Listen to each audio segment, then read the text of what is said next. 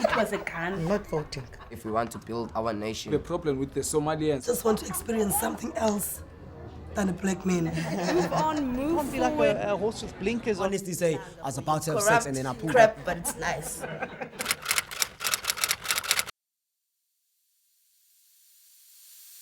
My name is Colin Mfazwe. I'm a photographer, filmmaker, human rights activist. My name is Zijali, pronouns she and her, founder and executive director of Transop, mother of three. My name is Hector. I'm from Umsinto. I currently live in Japan. I'm an activist, musician, writer, photographer, and currently I'm occupying the role as a human rights advocacy officer. Tara Dick. I'm from Cape Town. I'm currently in Durban. I'm a filmmaker, photographer, video editor, you name all. I'm an activist. My name is Tandazi Dembeje. I'm from Nagina. I am an educator, an author, a founder of Tandambeje Foundation that helps small boys who have been sexually abused. I'm currently in Durban. I came here right after the floods to document and share what's happening in the grassroots level, because what we see in the news, they don't really cover everything that is happening. They're only interested in the stories that interest them the most, but they never really cover the grassroots level. So I'm here to get that access and obviously hear what people have to say. When I started to come to Durban and literally experience the floods, homes and people by myself, seeing people like staying on shelters because of their home were like literally damaged. It hurts. When it started, it was just a normal rain for us, and it became a norm in KZN. I think people from KZN would allude with me that every year we get such storms, and every year we tend to what's gonna happen, what's gonna be next. But this time around, it came unwillingly because it started very lightly, but it was destroying. It wasn't that heavy, but it was really destroying. You know what happened on the first day when the flood started to be more and more flooding? I was driving together with other Durban ambassadors. We were driving from one of the schools from Imbumbulu. And when we were trying to pass a ping, or we were told that we mustn't take the route that goes to the freeway and we must use other alternative roads. And then we tried, and we're not even aware how bad the things were until I was at home. When I was at home looking at the television, and the following morning, that's when I realized. I remember we were doing our reports, Tina, because our office is based here at home. So we are reporting and we hear something like a car crashing, like boom. And we go out, it's the retaining wall that has fallen. And while looking at that, my neighbor's retaining wall fall again and then start going to the other houses, literally. And I'm like, this is now getting bad, because before we just thought, and then there was just load shedding. All I can see here around the sea is that every particular thing that was literally pushed by the floods went to the sea, and the sea decided to put it literally outside. So now the sea is literally dirty with trees, people's clothes, shoes, kids' things, and you will think that, I wonder, what was happening to those people when this thing was happening, because they are literally small shoes, when you can say that literally a baby was in this space or wherever it is, and how many bodies, that were found in the sea because of these floods. When I was documenting Inanda, Pinetown, and SP, so I remember there was this family that I was passing by, and then this grandma called us. And what I pick up with this grandma and this grandfather, this granddad was blind, and the grandmother was old enough not to be able to fetch water in that area particularly. water pipes were damaged, electricity pipes were damaged, electricity wires. And that grandma said to me, you know, I'm old. I cannot be, I'm not able to fetch water myself. I need to stand here 2 hours to look at the kids, and I have to pay 2 rand to these kids so that they can fetch water for me, because my husband is blind and I'm also old. I can't walk a distance. I can't even stand. And in that yard particularly, the what do you call it? The fence was damaged, and you can see that even this grandma can't even walk down to the street and look for these kids. They need to stand by the door so that they can yell and try to shout so that the kids can pay attention. And if they don't have 2 rand on that day, oh, another thing is that the water these kids they were fetching, it's not even tap water. It's literally a water, the running water by the street. I saw the places that were badly damaged, and I was wondering myself, where are these people? Then I did a follow-up, and somebody told me that they are stationed in the halls. So then I find it within myself to see how can we help those people, because first thing I was thinking, if you are in the hall, it's obviously we don't have food, you don't have something to wear, we don't have anything. So I made an initiative to just did contributions to buy food, we cooked, and we went and give them food. I mean, we know very well that GPV will increase.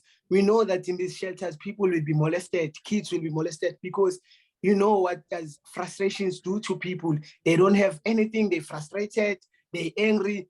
Obviously, they will do things that they're not supposed to do. Going to halls, you see these people were traumatized, going to places and seeing that people are in need of medical services, but because of clinics are being closed, because they were flooded, nobody was getting help, because nobody could get to a clinic and get and provide those services to the community. I remember even when we went to document with you guys, on that very same day, there was a family Nanda whom was still looking for their 2-month-old baby.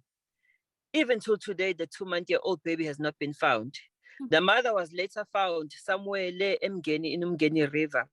So obviously the statistics are speaking in numbers of what they've been found, but there's so many other people who have just been lost, have not been found. The first time I went there, so there was this young boy who was too attached to me. But when I visited there for the second time, so I had to ask, where's the parents of the child?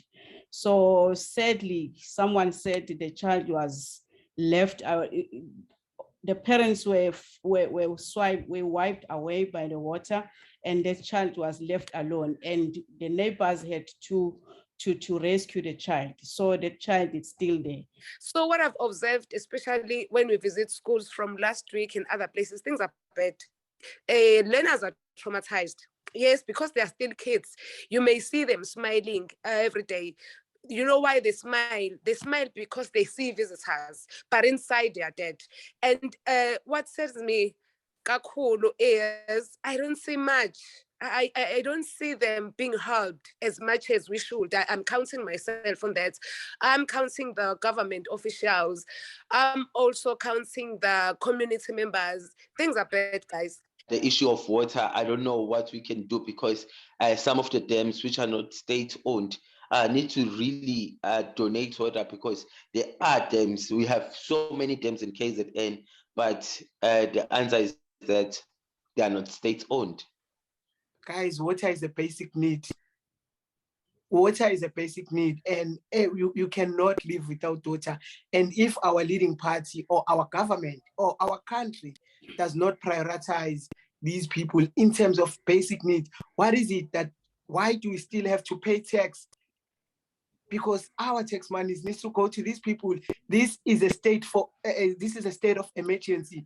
Our leading party or our government or other parties, political parties to be more specific, they need to intervene in these spaces and prioritize the basic needs. we really suffered from the storm. And I think maybe the impacts of it, we are not seeing it now. We're still gonna see it in a wrong line. It's the same as the looting.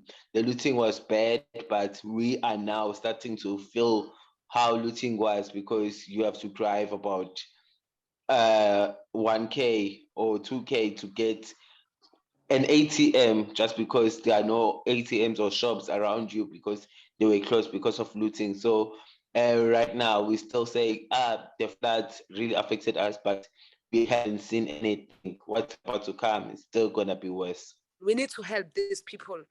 We need also even to visit schools, just to listen to the kids, because most of the kids who are being affected are now sleeping in halls where there are also mates inside. There is no privacy at all.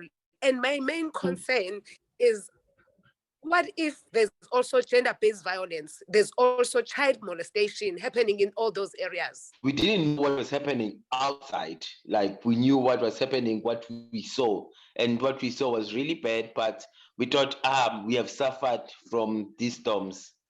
Only to find out that we did suffer, but there were people who have lost their lives. The government or the leading party, they're not doing enough for these people.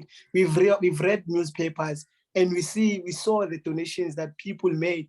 But until today, I don't even see. I'm still in Durban. I still go to these township to see what is happening, the improvements and whatnot. The only thing that I saw, they tried to fix certain roads, but they're not trying to fix people's houses. They're not doing enough for people. And if I see certain things, I've seen that there were food parcels that they were giving people. I feel like, what does have, why do they have to give people food parcels when they don't even have stove to cook those parcels? Because I'm part of the community, and I'm also very active in what is happening with the floods. I outwardly asked Councillor, where are the food parcels? Because I know for sure most of the people who were affected have still not received the food parcels.